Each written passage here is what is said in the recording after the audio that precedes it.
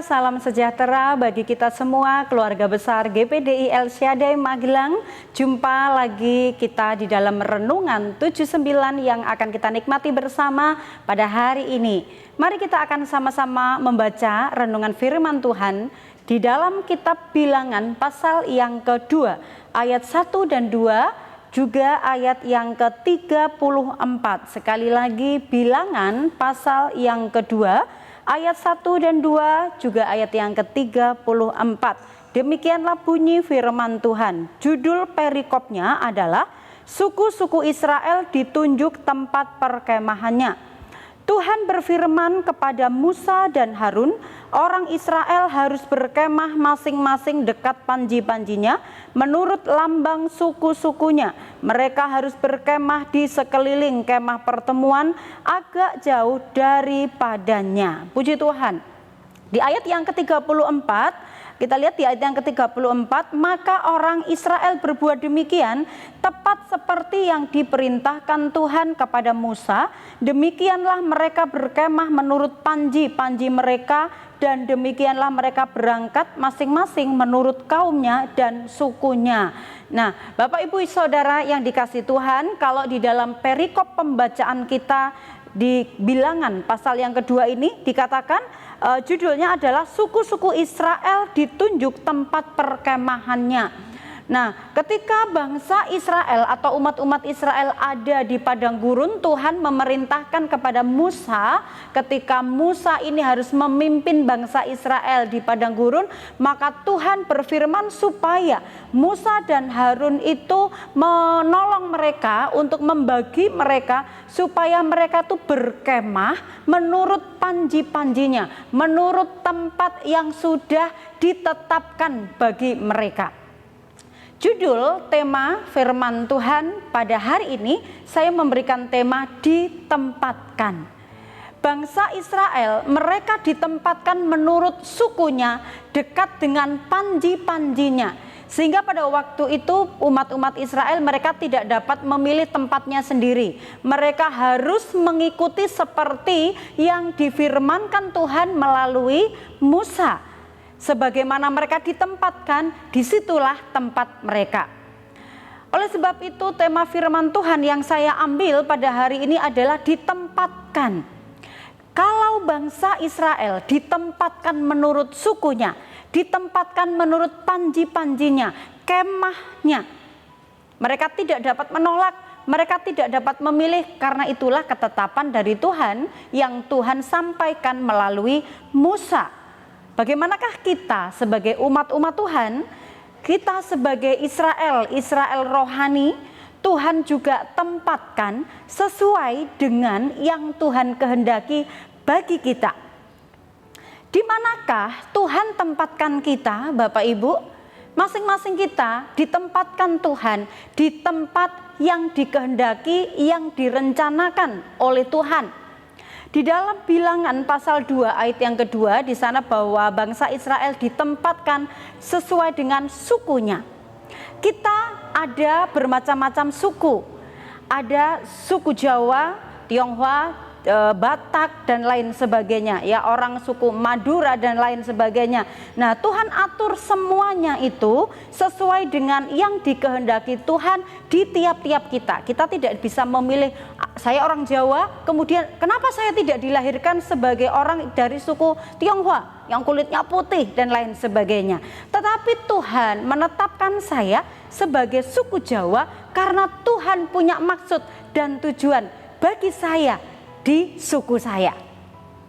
Sebagaimana kalau kita dilahirkan, ditetapkan, yang kedua yaitu di tengah-tengah keluarga. Kalau yang pertama suku, kita ditempatkan di suku, yang kedua kita ditempatkan di tengah-tengah keluarga. Demikian juga keluarga, kita tidak bisa memilih kenapa saya tidak dilahirkan di keluarga orang Chinese, tidak dilahirkan di keluarga orang yang konglomerat, tidak dilahirkan di orang yang punya kedudukan orang hebat. Kenapa saya dilahirkan di keluarga yang sederhana? Saya dilahirkan di keluarga yang mungkin menurut kita biasa-biasa saja.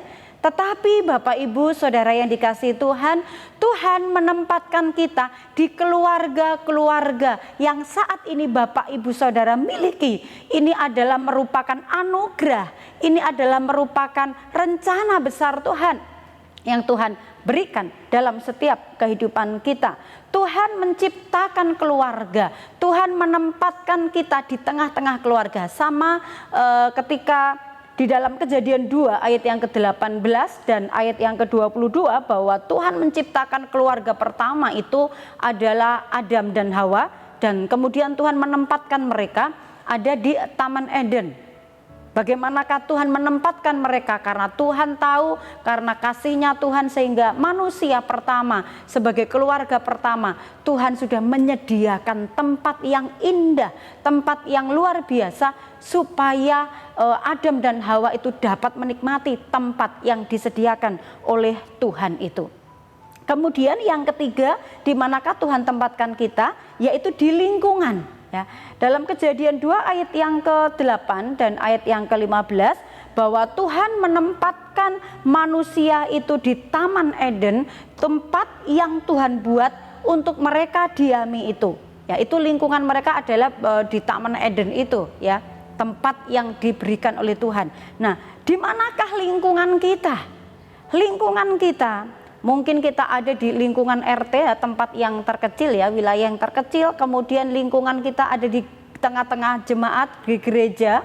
Lingkungan kita juga bisa ada di kantor, atau mungkin Bapak Ibu yang berdagang, lingkungannya bisa di daerah di sekitar pasar karena pekerjaannya hari-hari ada di sana, dan lain sebagainya. Apa yang Tuhan atur bagi umat-umatnya adalah merupakan ketetapan Tuhan, bukan berarti tanpa rencana atau tanpa tujuan. Tetapi semua Tuhan tempatkan kita masing-masing di tempat kita, baik itu suku, di keluarga, atau di lingkungan kita, itu karena Tuhan memiliki rencana yang besar. Tidak ada yang kebetulan. Tuhan menempatkan kita di mana kita berada saat ini. Karena Tuhan punya maksud dan tujuan besar bagi kita. Apa tujuan Tuhan tempatkan kita? Tujuan Tuhan menempatkan kita adalah yang pertama bahwa supaya kita ini secara rohani kita bisa menjadi kesaksian, memberitakan kebenaran. Dalam Efesus 6 ayat yang ke-15 di sana, hendaknya kakimu berkasutkan kerelaan untuk memberitakan Injil damai sejahtera.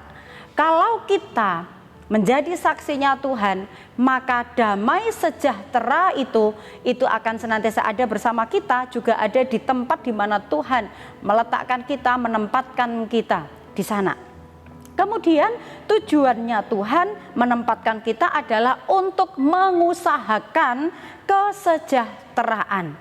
Karena seperti Tuhan memberikan perintah kepada Adam bahwa mereka ditempatkan di Taman Eden supaya mereka memelihara, mengusahakan apa yang ada di Taman Eden pada waktu itu. Demikian juga bagi kita Bapak Ibu, bahwa di mana Tuhan menempatkan kita supaya kita dapat mengusahakan kesejahteraan, di mana Tuhan percayakan kita di satu tempat yang Tuhan tetapkan bagi kita. Suku. Kita terlahir sebagai suku apapun juga, maka kita harus tetap mengusahakan untuk dapat berdamai, saling menghargai suku yang satu dengan suku yang lainnya. Kalau kita mungkin sebagai suku Jawa, ada saudara kita sebagai suku yang di luar Jawa, atau mungkin ada suku Batak dan lainnya bukan suku Batak. Nah, tetapi ketika suatu hari mungkin ada terjadinya perkawinan, ya, ada dalam sebuah perkawinan itu ada keluarga yang mungkin suaminya orang Tionghoa, istrinya orang Jawa atau lain sebagainya. Nah, kemudian ketika mereka ada di dalam hubungan sebuah keluarga, mereka juga harus tetap menghargai meskipun lain suku, tetapi bisa senantiasa menciptakan damai, sejahtera, kesejahteraan yang ada di dalamnya. Kemudian di tengah-tengah keluarga juga tiap-tiap orang dapat melaksanakan perannya untuk bersama-sama mewujudkan kesejahteraan itu. Sebagai contoh adalah sebagai suami, dia dapat mengusahakan kesejahteraan keluarga dengan mengasihi istri, mengasihi anak-anak, menjadi seorang pemimpin yang baik, membawa keluarga itu, menjaga keluarga itu tetap utuh, untuk tetap hidup, saling mengasihi. Dan dia sebagai kepala keluarga menjadi contoh mengasihi istri dan mengasihi anak-anak. Itu tertulis di dalam firman Tuhan, yaitu di dalam Efesus 5 ayat 25 dan 28, Kolose 3 ayat 19, bagaimana seorang bapa harus mengasihi anak-anaknya, kemudian juga Efesus 6 ayat yang keempat. Demikian bahwa sebagai seorang suami kepala keluarga, dia menciptakan, mengusahakan kesejahteraan dengan mengasihi istri dan anak-anak mereka. Kemudian peran sebagai seorang istri juga dia dapat mengusahakan kesejahteraan keluarga dengan dia tunduk kepada suami dan menjadi penopang buat suami. Itu juga tertulis di dalam Efesus 5 ayat 22 dan 24. Sehingga sebagai seorang istri dia menjadi penolong, bukan penodong. Tetapi dia menjadi istri yang menopang, membantu suami, ikut bersama-sama mendidik anak-anak, menjaga keutuhan keluarga. Karena dia diciptakan oleh Tuhan untuk mendampingi suami, menolong suami, menjadi penopang bagi suami. Ini adalah juga merupakan peranan yang penting sebagai seorang istri untuk bersama-sama mengusahakan kesejahteraan bagi keluarga. Kemudian juga sebagai anak perannya apa? Mengusahakan kesejahteraan di dalam keluarga, yaitu dengan taat dan menghormati orang tua mereka. Tertulis juga dalam firman Tuhan Efesus 6 ayat 1 dan 2. Berikutnya, kalau kita juga diciptakan oleh Tuhan, ditempatkan Tuhan, suku, keluarga, kemudian yang ketiga adalah di lingkungan, Bapak Ibu, ya. Lingkungan kita mengusahakan kesejahteraan di lingkungan yang Tuhan tempatkan, di mana Tuhan percayakan kepada kita. Di lingkungan RT, misalnya di lingkup yang terkecil, ya, kita dapat menjadi warga yang baik, mematuhi aturan sebagai warga yang baik. Kalau di hari-hari ini protokol kesehatan seperti yang dianjurkan oleh pemerintahan, contoh yang paling sederhana, kita memakai masker, menjauhi kerumunan, dan tetap menjaga jarak, mengikuti protokol kesehatan sebagai aturan pemerintah di lingkup terkecil, lingkungan RT kita tetap bisa menjadi berkat di lingkungan yang terkecil yang Tuhan percayakan atau Tuhan tempatkan bagi kita. Kemudian di lingkungan gereja kita dapat mengusahakan kesejahteraan itu dengan menjadi contoh utama ketika kita mentaati peraturan-peraturan pemerintah. Jemaat yang satu dengan jemaat yang lain sama-sama menjaga diri kita sendiri, menjaga mereka untuk tetap merasa aman, tetap dapat memiliki hubungan yang baik satu sama lain, sehingga orang di luar sana pun melihat ada teladan, ada contoh bahwa saat kita sebagai orang-orang yang ada di gereja, kita pun dapat mematuhi peraturan pemerintah. Kemudian juga lingkungan di kantor, apa yang harus kita lakukan? Di lingkungan kantor atau pekerjaan Bapak Ibu Saudara, kita bisa mengusahakan kesejahteraan itu juga dengan cara apa? Menunjukkan kinerja yang bagus, dengan kita bersungguh-sungguh bertanggung jawab dengan pekerjaan yang dipercayakan. Sehingga lewat pekerjaan, ketika kita mengerjakan itu dengan baik, maka itu bisa menjadi berkat dan menjadi teladan bagi mereka yang tidak percaya kepada Tuhan. Apabila Bapak Ibu ada di lingkungan di daerah pasar sebagai seorang pedagang, penjual, ya. Nah, di sana pun kita dapat menjadi pedagang yang jujur, yang tidak suka menipu, ya. Jadi kalau barangnya bagus, benar-benar katakan, oh memang barangnya bagus, tidak sebaliknya dan lain sebagainya. Nah, Bapak Ibu Saudara yang dikasihi Tuhan, di manakah Tuhan menempatkan kita? Mari kita percaya bahwa di tempat itulah Tuhan akan memiliki tujuan besar bagi kita, supaya kita dapat menjadi berkat bagi orang banyak. Kesimpulannya, Tuhan tidak pernah salah tempatkan kita masing-masing. Tuhan tempatkan dengan tujuan yang besar, dengan tujuan yang mulia di hadapan Tuhan. Kalau Tuhan menginginkan kita semua mengusahakan kesejahteraan, dan kita harus hidup rukun, hidup berbuat baik, hidup baik dengan semua orang, karena di sanalah akan dicurahkan berkat-berkatnya Tuhan. Tertulis dalam firman Tuhan, Mazmur 133 ayat 1 sampai ayat yang ketiga, di sana dikatakan, sungguh alangkah baiknya dan indahnya apabila saudara-saudara diam bersama dengan rukun, seperti minyak yang baik di atas kepala melelehkan ke janggut, yang meleleh ke janggut Harun dan ke leher jubahnya, seperti embun gunung Hermon yang turun ke atas gunung-gunung Sion, sebab kesanalah Tuhan memerintahkan berkat kehidupan untuk selama-lamanya. Kesejahteraan itu ada di dalam kehidupan kita kalau kita dapat hidup rukun bersama, sehingga berkat Tuhan itu menjadi berkat dimanapun Tuhan tempatkan kita. Mari kita sama-sama tundukkan kepala, kita akan berdoa. Tuhan Yesus, terima kasih karena Engkau memberikan kepercayaan. Tempat yang Engkau tempatkan kepada kami itu bukan kebetulan, tetapi tujuan besar, rencana Tuhan yang besar itu akan digenapi dalam kehidupan kami.